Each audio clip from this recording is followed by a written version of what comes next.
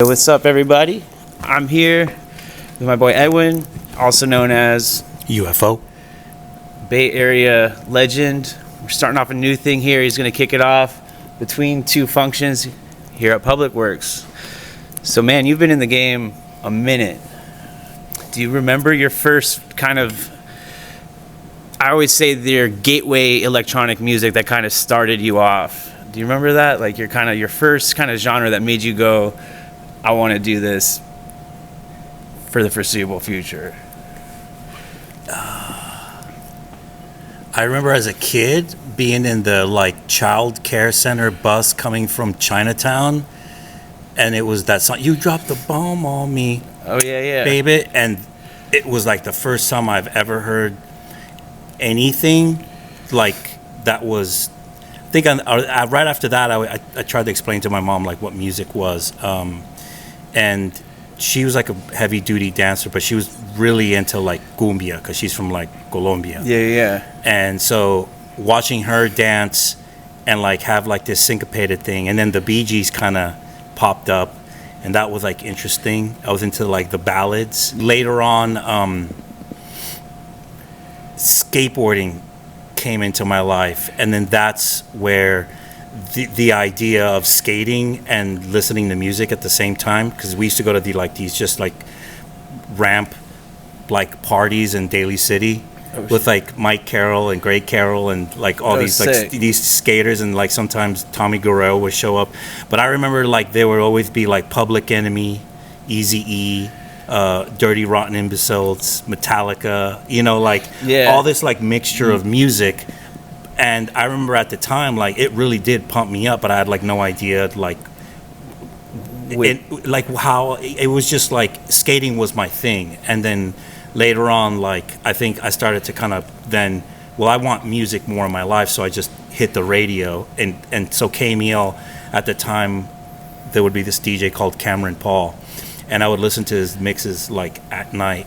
And then from then on, I would see like these random photos of him like with these reel-to-reels and a computer and turntables, and I was like, this is very Star Wars, but like way cooler. Growing up in San Francisco, you kind of got that skateboarding influence, as well as so much house music and electronic music history here. You kind of took both of those, I would assume, and kind of merged them together. Well, the funny thing is that there was like a thing that at one point, the great thing about being like a teenager and a preteen is that like you're constantly influenced by all these wave of things that happen. Yeah. Well, after skateboarding came gangster rap, and that threw me off because like I wasn't gangster and I was tough, but I didn't And I went to school. I spent pretty much my whole life in ESL and special ed, so I was hanging around like the worst.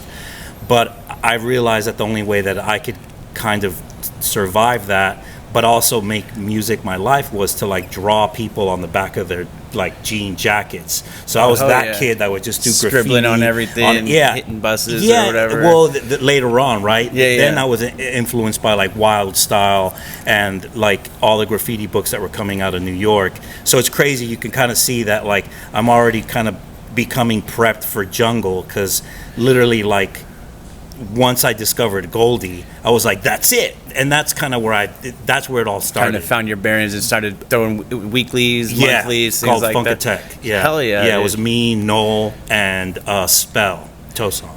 Hell yeah. So from those like earlier parties till now, obviously a ton of change. I know there's a lot of older heads who tend to hate on the newer people, but do you see that there is still some of that energy alive out here from maybe back in the day? Maybe not the same, but like I like to think it's holding on now. You know what I mean? Just looking at you and I love the new generation. Like when I see you, I was like, yes, that is like a product of like what we are here in like the Bay Area. Yeah. Right. It's and I keep seeing it all the time. And I love what the new generations do all the time, because I see myself in them all the time. That's one thing. That's why I still make music, because I still hold on to that like person that originally gets hyped off of everything and gets energy. excited. Hell yeah. And I kind of feel like that's the only thing that allows me to kind of like make sense out of life. When I see younger people get hyped for it, I get it. And I'm like, I know where that comes from. I know where the DNA comes from. And like, I've probably done that myself. You know, like what now jungle has turned into this like multi-genre thing, like footwork. You know what I mean? Like footwork is part of this new generation of like the aftermath of jungle came like footwork, and where the footwork come from, be more, and you know. Yeah, it's like taking certain elements and just kind of growing, evolving. Yeah. So it's like jungle is just such an all-encompassing thing now. But it's always been like that, right? Yeah. Because jungle's always had like this dark side, this like jazzy side, this ambient side, this like rocker, like, you know, shreddy side, more hi-hat side. So, and so I feel like the reason why I love jungle is because it was really like house techno, you know, almost like vocal music. It was dark, it was experimental, it was weird, it was like straightforward, you know. So hell yeah, dude. Well, that's fucking sick, man. Do you still feel that creative drive, like after all this, to create? Or are you more on the DJ side these days, or just all of it still? Well, I mean, the DJing part, I don't have power over. Like, I feel like when I was a kid, I did have the power to DJ because you're young and it's like, I feel like it's a lot harder for an older guy to get booked, but one thing I do have power is making the music, making the beats, and I feel way like for the first time in my life I feel like I can make anything that's inside my head. Hell yeah. Like I can literally like be inspired by something and I know how to execute that in Ableton, and Sweet. So that's a really good position because that's initially like what got me to play more is when I started to make more music. But it's a different game now. Like there's like, you have to kind of jump through more hoops. For me, there has to be a lot more of a self-promotion state of mind, and I'm technically, I consider myself not good at that, but everyone is like, hey, like your posts are really good, like there's a lot of character in it. I think the UFO name came like, obviously I'm like a space case, like, and so in elementary school I just had a hard time focusing because I didn't see like what was being taught to me. Like I just saw it as like, this is irrelevant, and they're like, Edwin Garo, I'm, you know, Earth to Edwin. And then I remember my friend Waddell, Miss Geeko, Edwin ain't here with us, he's chilling with them UFOs, and of course I started laughing too because I thought it was so funny because I love Waddell and the way that he spoke. And then I got sent to the office, and so then that kind of hit me, and then rave culture started to really become really big here, like in like the early 90s.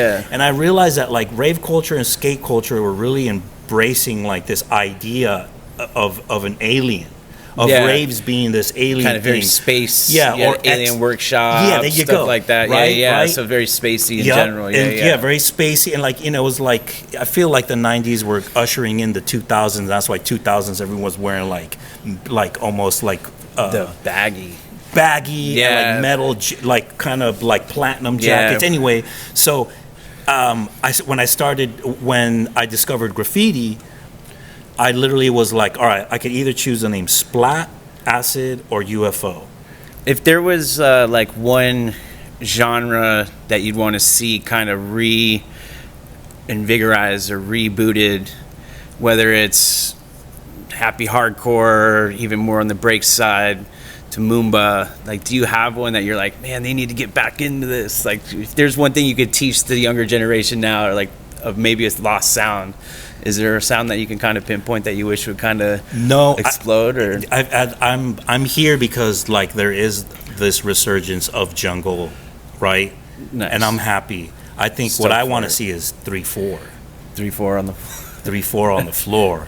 I want people doing the motherfucking samba. You know what I mean? Like, hell yeah. I kind of want people to rethink like the dance floor and dance music in a 3/4 format. Yeah. So I'm kind of like working on that with E.T. Finger, with Nick from Pro Safari. Hell yeah. Yeah, trying to Evil Intent. Get that more That's what we always talk about here. Like, get that more groovy back into it. Well, because 4/4 is like 1 2 3 4, 1 2 3 4, 3/4 is 1 2 3, 1 2 3 4, 1 2 3 1. What the hell, you know?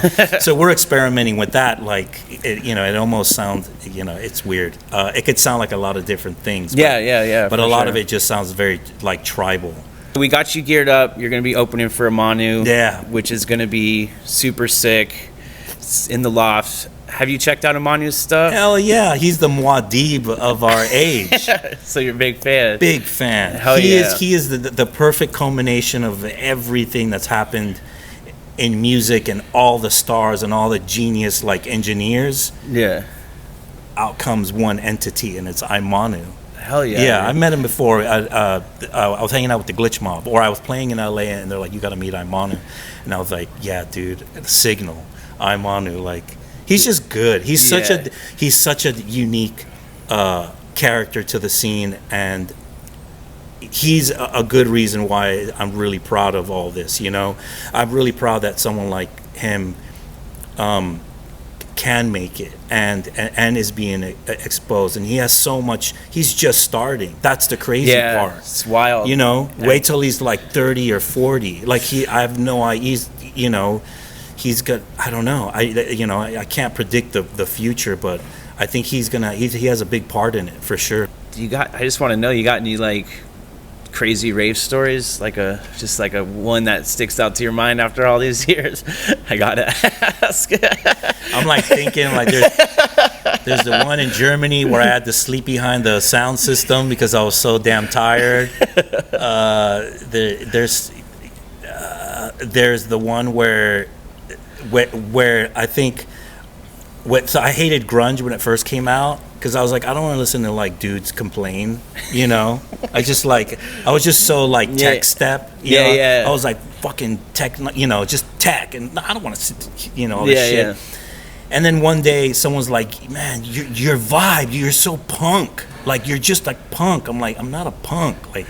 And then I met my girlfriend Sage, and she was really influenced, just like, you should like play into that. And one day I was like, all right, fuck it, instead of rewinding the record, I'm just gonna jump, like literally jump over the decks and just land on people. Now you're probably the first one to ever do it. Now it's like so now everyone does that. So when I went on tour with Bro Safari to play for like 3,000 or 4,000 people, like they literally had like, here's like a inflatable boat, just jump into the crowd. I was like, yes. At home base, some dude walks up to me with his record. Like he's like, here's my record, dude. I love the way you DJ. And I grabbed the record, opened it up, pulled it out, threw it in the deck, cued it, blat, and just threw it in. And everyone was like, what the fuck? And it was like some jungle record with like him rapping over it. Was it good? Yeah, it was dope. Pretty fire. Well, because everyone knew, because everyone in the front like saw what happened. So when they screamed, everyone else screamed. It was like a domino effect. Oh, hell yeah. It was like this psychological thing, and I knew exactly what was going on. It's like, give the dude a record. And I was like, if I play this record and just look for anything that has like a sick hard beat, just any like a kick and snare, and just cut it in to like the beat of the last track that was playing, and then slow the scratch down because I knew it was slower, and then scratch to that beat, pause, and then release the track, and it was like, what the fuck? So that was fucking epic. That probably made that dude's fucking life right there, dude. So sick. He like, you could keep the record, And I think I had like a couple more records, but that was like one of them. That'll never happen. Yeah, man, that show's gonna be so sick. It's gonna be sick. Yeah. I'm so excited. Yeah, dude. Thanks so much for being a part of it. I mean, we're gonna be in the Loft. It's gonna be hot and sweaty in there. It's gonna be the most cutting edge, coolest, wackiest music ever. Because I'm bringing in. You got some specials. I'm just bringing. Coming in. Yeah, I don't have like it planned out, but I know like, all right, we're gonna put this. We're gonna put this. We're gonna put this. Then there's gonna be a storytell time, and then that's gonna unfold on itself. Oh, dude, dude, I can't fucking wait. We were super stoked to be able to get him on and you on the bill, man. Yeah. When Jeremy said to hook up the interview, I was like, all right, dude, for sure, dude. Yeah. So thanks for meeting, definitely. So, man, I got to ask, after all these years, do you still get forgotten high school buddies hitting you up for guest lists, or is that just... I lay low, dude. Lay low? I lay low. No, I mean, we just always joke about it, you know. Really? People just like come out of the woodwork sometimes, you know. And it's like, if someone did, I'd be like, you just come with me, Just come, dude. yeah, Just come you're with me. Just wait for me at the door. We'll just like walk in. You'll carry my USB stick or something. it's like at this point, it's like, He's dude, my assistant. He's carrying my stick. hell yeah. That's super funny. Well, that's rad, man.